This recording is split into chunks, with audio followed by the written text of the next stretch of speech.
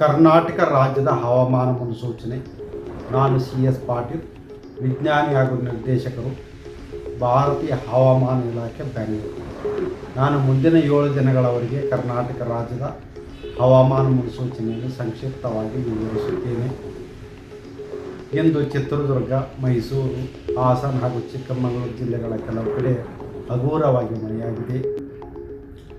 ಬೆಂಗಳೂರಿನಲ್ಲಿ ಗರಿಷ್ಠ ಉಷ್ಣಾಂಶ 34 ಡಿಗ್ರಿ ಸೆಲ್ಸಿಯಸ್, ಕಲಬುರಗಿಯಲ್ಲಿ 40 ಡಿಗ್ರಿ ಸೆಲ್ಸಿಯಸ್, ರಾಯಚೂರಿನಲ್ಲಿ 39 ಡಿಗ್ರಿ ಸೆಲ್ಸಿಯಸ್, ವಿಜಯಪುರ ಹಾಗೂ ಬಾಗಲಕೋಟೆಯಲ್ಲಿ 37 ಡಿಗ್ರಿ ಸೆಲ್ಸಿಯಸ್ ಹಾಗೂ ಮಂಗಳೂರಿನಲ್ಲಿ 34 ಡಿಗ್ರಿ ಸೆಲ್ಸಿಯಸ್ ಗರಿಷ್ಠ ಉಷ್ಣಾಂಶ ದಾಖಲಾಗಿದೆ.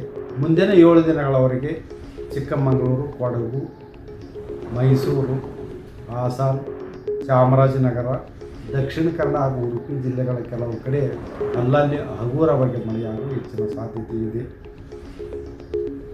ದಕ್ಷಿಣ ಒಳನಾಡಿನಲ್ಲಿ ಬೆಂಗಳೂರು ಸೇರಿದಂತೆ ಮುಂದಿನ 7 ದಿನಗಳವರೆಗೆ ಗರಿಷ್ಠ ಉಷ್ಣಾಂಶ ಸುಮಾರು 35ರಿಂದ 37 ಡಿಗ್ರಿ ಸೆಲ್ಸಿಯಸ್, ಉತ್ತರ ಒಳನಾಡಿನಲ್ಲಿ ಕಲಬುರಗಿ ಸೇರಿದಂತೆ ಗರಿಷ್ಠ ಉಷ್ಣಾಂಶ 40ರಿಂದ 42 ಡಿಗ್ರಿ ಸೆಲ್ಸಿಯಸ್